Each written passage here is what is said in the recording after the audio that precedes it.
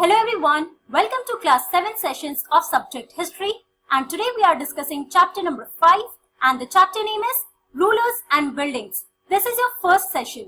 तो बच्चों हम लोग क्लास 7 का सब्जेक्ट हिस्ट्री डिस्कस कर रहे हैं और इसमें हम लोग चैप्टर नंबर 5 डिस्कस कर रहे हैं.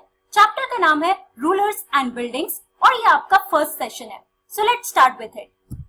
तो बच्चों before starting let me tell you कि हम लोग इस चैप्टर में कौन कौन से टॉपिक्स डिस्कस करने वाले हैं.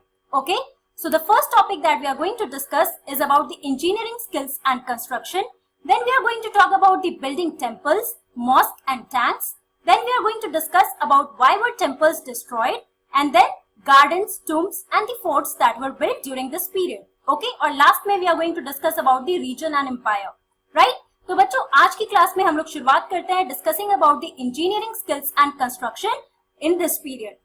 तो बच्चों अभी जैसे आप लोग, मैं थोड़ा रिवाइंड करती हूँ आपको, आपने अपने चैप्टर नंबर 2, 3 और 4 में बहुत सारे रूलर्स के बारे में पढ़ा. फॉर एग्जाम्पल अगर हम लोग चैप्टर नंबर 2 की बात करते हैं तो you saw that the new kings and kingdoms that were emerging in our country, the Indian subcontinent, right.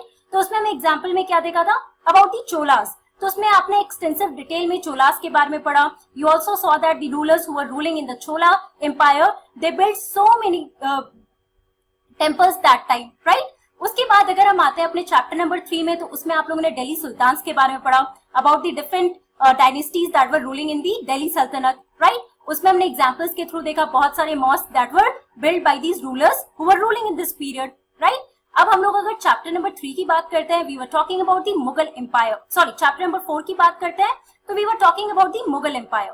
और मुगल एम्पायर में हमने क्या देखा, we have basically discussed about all the rulers or the Mughal rulers, the emperors, उनका administration कैसा है. Also they were trying to build so many buildings, बहुत सारे structures उन्होंने बनाया under their rule, right. तो ये जो हमारा चैप्टर है बच्चों, इसमें हम लोग basically we are going to discuss about the architectures during this whole period जो अभी तक हमने पढ़ा है. Okay, now one by one we are going to take examples कि किस तरीके से सब एक दूसरे से जितने भी बिल्डिंग्स बने थे वो एक दूसरे से कैसे डिफर करते थे, and also what were some of the important features in one particular period. Okay, and how were these temples or the mosques they were built. तो हम एक एक करके सबके बारे में पढ़ेंगे. So let's start here. So between the 8th and the 18th centuries, kings and their officers built two kinds of structures. Okay, तो बच्चों अगर हम टाइम पीरियड की बात कर रहे हैं तो we will discuss about the 8th and the 18th century, right. तो कहने का क्या मतलब है, जब हम लोग चोलास के बारे में बात करें, मतलब when the new kingdoms emerging during this period, right. तो अब हम देखते हैं what were the two kinds of structures that were built by the kings or the rulers at that time. So the first were the forts, palaces and tombs. तो बच्चों पहला structure कैसा होता था, तो एक स्ट्रक्चर था that was the forts, the palaces and the tombs that were built by the kings, right, or the officers who were working under them. तो ये फोर्ट्स और पैलेसेस जो होते थे बच्चों, they were mainly build for the rulers, right. वो अपना prominence दिखाने के लिए, अपना इंपॉर्टेंस दिखाने के लिए, that they are very powerful.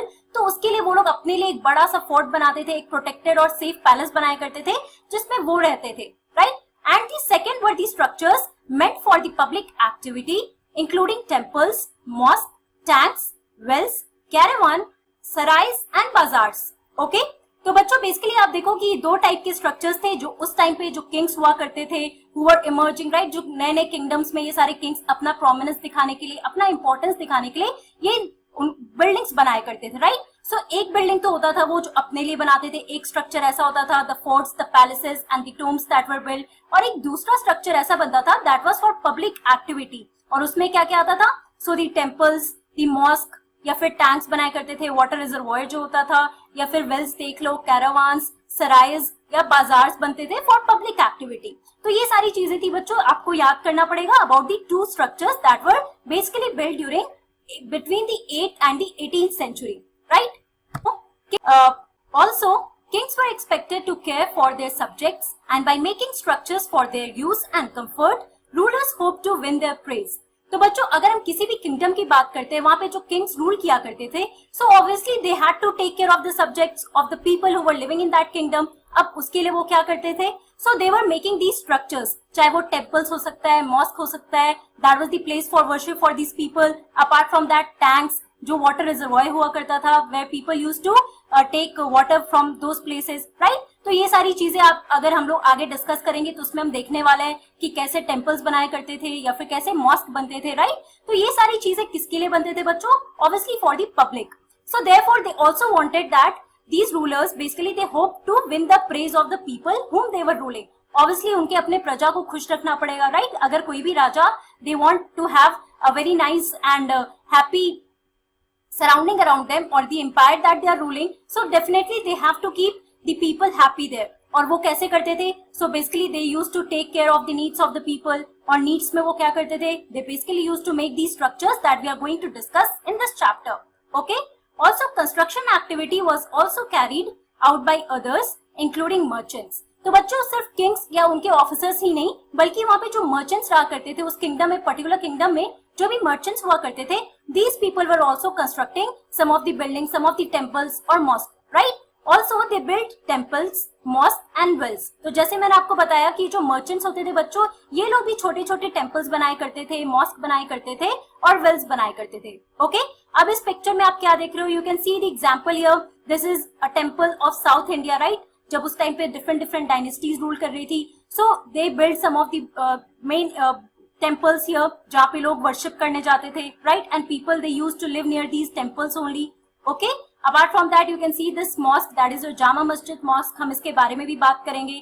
That was built during the Mughals time, right? तो हम एक एक करके ये सारे बिल्डिंग्स के बारे में डिस्कस करते हैं. तो बच्चों अगर एग्जाम्पल के लिए हम लोग सबसे पहले देखें तो हम लोग दिल्ली सल्तनत की बात करते हैं. Okay, now let us talk about Qutub Minar. So Qutub Minar was constructed by Qutubuddin Aibak around 1199. तो बच्चों कुतुब मीनार किसने बनाया था? So it was Qutubuddin Aibak. अब आपको याद होगा when we were talking about Delhi Sultanate तो हमने सबसे पहले डायनेस्टी किसकी बात की थी? So we were talking about the slave dynasty there, और slave dynasty was founded by Qutubuddin Aibak, right? तो ये 1199 में कुतुबुद्दीन ऐबक ने कुतुब मीनार का कंस्ट्रक्शन शुरू किया था. Now here in this picture you can see Qutub Minar, right? अगर आप दिल्ली आओगे तो obviously आप कुतुब मीनार जरूर जाना. You can see this place, it's really beautiful, बहुत ही बड़ा है ये, right? Also the Qutub Minar is 5 stories high. आप देख सकते हो ये 5 stories high, right? Can you imagine कि उस टाइम पे आप सोचो इतनी बड़ी बिल्डिंग, इतने बड़े कंस्ट्रक्शंस कैसे हो पाते होंगे. आज के डेट पे आप इतने बड़े बिल्डिंग्स देखना it's not very difficult, right? हर जगह आपको दिखेगा. लेकिन अगर हम लोग 800-900 साल पुरानी बात कर रहे हैं तो उस टाइम पे आप इमेजिन करो कि इतने बड़े बड़े बिल्डिंग्स बनाना कितना इम्पॉसिबल टास्क था, राइट? इसके लिए बहुत ही प्रॉपर आर्टिस्टिक स्किल्स चाहिए होंगे, है ना? Also the first floor was constructed by Qutubuddin Aibak and the rest was by Iltutmish around 1229. तो बच्चों व्हाट हैपेंड कि जब कुतुबुद्दीन ऐबक ने इसका कंस्ट्रक्शन शुरू किया था कुछ टाइम बाद उनकी डेथ हो गई थी, राइट? सो ये जो पहला फ्लोर आप देख रहे हो it was built by Qutubuddin Aibak, okay?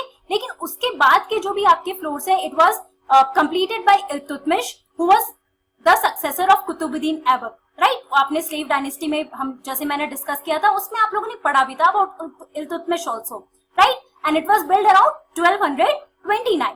अब यहाँ पे आप देखो एक important feature जो हम कुतुब मीनार के बारे में देख सकते हैं. So can you see the Arabic inscriptions here, right? जो मैं पॉइंट आउट कर रही हूँ तो आप देख सकते हो कितने अच्छे से, कितनी स्किलफुली ये पूरा इंस्क्रिप्शंस यहाँ पे बनाया गया है on the walls of this Qutub Minar, right? तो आप देख सकते हो कि ये बिल्डिंग एक तरह का बिल्डिंग तो आपने अभी देखा जैसे मैं बात कर रही हूँ. तो इन सब में कैसे स्किल्स हुआ करते थे, क्या यूज किया जाता था, क्या मेन फीचर्स थे, इसके बारे में हम एक एक करके डिस्कस करेंगे. Okay, so let us talk about the engineering skills and construction. Monuments provide an insight into the technologies used for construction. तो जो भी मॉन्यूमेंट्स अब हम लोग जिसके बारे में बात करेंगे बच्चों, या फिर कहीं आप घूमने जाते होगे, जैसे मैंने बताया कि अब किसी भी हिस्टोरिकल प्लेस पे अगर आप घूमने जाओगे तो वहां जो आप मॉन्यूमेंट्स देखोगे अगर आप उसको बहुत ही अच्छे से नोटिस करोगे तो आप उनके वॉल्स पे देखोगे बहुत ही अच्छे अच्छे ब्यूटीफुल डिजाइन हुआ करते थे, राइट? जिसको बहुत ही स्किलफुली बनाया जाता था. तो जो भी आर्टिस्ट बनाया करते थे वो बहुत ही स्किल्ड आर्टिजन्स हुआ करते थे जो ये बिल्डिंग्स बनाते थे. Okay, so obviously we can say that these monuments they provide an insight into the technologies that were used for construction. मतलब ये कंस्ट्रक्शन के लिए कैसे टेक्नोलॉजीज यूज किया जाता था, ये सारी चीजें हमें कैसे पता चलती है when we look at that particular monument. जैसे मैंने आपको अभी कुतुब मीनार दिखाया. Okay, between the 7th and 10th centuries, architects started adding more rooms, doors and windows to buildings. तो बच्चों अगर हम लोग 7th to 10th century के बीच की बात करते हैं तो उस टाइम पे जो आर्किटेक्ट्स हुआ करते थे, जो बिल्डिंग्स बनाया करते थे, so these people they started adding more rooms and more windows and also more doors to these buildings. Okay, तो उस टाइम पे आप सोचो बहुत बड़े बड़े मॉन्यूमेंट्स बनते थे उसमें बहुत सारे डोर्स हुआ करते थे, बहुत विंडोज हुआ करते थे। मान लो पुराने टाइम आप कोई हवेली को देखोगे, पुराने टाइम में किसी हवेली को आप जाके देखोगे तो हवेली आप क्या देखते हो, बहुत ही बड़ा होता है, राइट। और उसमें आपको बहुत सारे डोर्स मिलेंगे, बहुत सारे विंडोज मिलेंगे। आप किसी भी हिस्टोरिकल प्लेस पे जाके देख सकते हो। तो आप जो भी यहाँ पे पढ़ रहे हो, अगर आप कोई हिस्टोरिकल प्लेस पे जाओगे, लेट्स से अगर आप दिल्ली आते हो, वहां पे आप रेड फोर्ट देखोगे, कुतुब मीनार देखोगे, जामा मस्जिद देखोगे, तो आप जब ये सारी चीजें पढ़ोगे तो आप रिलेट कर सकते हो वो सारे मॉन्यूमेंट्स देख के, राइट। तो आप जब भी ये मॉन्यूमेंट्स देखोगे बच्चों, वो आपको बताएगा कि किस तरीके से पूरा कंस्ट्रक्ट किया गया था। You will go into this deeper thought, ये सोचने के लिए कि ये बना कैसे होगा, इतनी अच्छे अच्छे स्किल्स उस टाइम पे कैसे लोगों के पास होंगे, right. Also the roofs, doors and windows were still made by placing a horizontal beam across two vertical columns, a style of architecture called trabete or corbelled। तो बच्चों उस टाइम पे जो आर्किटेक्चर स्टाइल्स हुआ करते थे वो काफी डिफरेंट हुआ करते थे। तो अब क्या हुआ कि जितने भी रूफ्स, डोर्स और विंडोज बनते थे, so these were made by placing a horizontal beam across two vertical columns. Okay, अब हम पिक्चर के थ्रू ये समझने की कोशिश करते हैं कि what was this style all about. तो यहाँ पे आप देखो, this is the picture showing the Corbett style और दी ट्रैबेट स्टाइल। तो बच्चों यहाँ पे क्या होता था, जैसे आप ये वर्टिकल कॉलम्स देख रहे हो, राइट, ये वर्टिकली जो स्टोन्स को ऐसे प्लेस किया जाता है, तो इसी के ऊपर एक हॉरिजॉन्टल स्टोन का ये बीम रखा जाता था। Okay, now this is the horizontal beam here, और इसी के ऊपर एक ट्रायंगुलर स्ट्रक्चर होता था, दैट इज द ट्रैबेटेड स्ट्रक्चर और the Corbett structure. Okay, so between the 8th and 13th centuries, the trabete style was used in the construction of temples, mosques, tombs, and in buildings attached to a large stepped wells, that is baulis। तो बच्चों क्या होता था, जब हम लोग 8th century और 13th century के बीच की बात कर रहे हैं, तो उस टाइम पे जो भी आर्किटेक्चर, जो भी उस टाइम पे बिल्डिंग्स, मॉस्क, टेम्पल्स बना करते थे, so it was basically based on this trabeate style.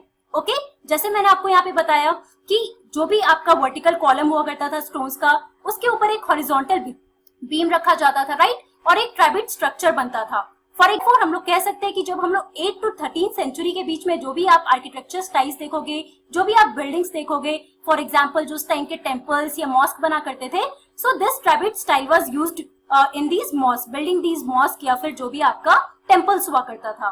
Okay, तो बच्चों आज की क्लास में हम लोगों ने क्या पढ़ा, we talked about the rulers and buildings. We basically talked about the buildings that were built during the time of 7th और दी 18th सेंचुरी, राइट, उसके बीच में जो भी बिल्डिंग्स बने थे हम उसके बारे में डिस्कस कर रहे हैं। And also we took the example of Qutub Minar that was built by Qutubuddin Aibak in 1199, right. और हम लोगों ने देखा about the engineering skills and construction, as in what were the skills that were used in these monuments और the buildings that were built during the time of 7th to 13th century, right. अब बच्चों next class में we are going to continue this discussion. We are going to talk about the constructions that were done in the early 11th century, then we will continue with the 12th century. Okay, so that's all for today. Thank you very much. Have a nice day.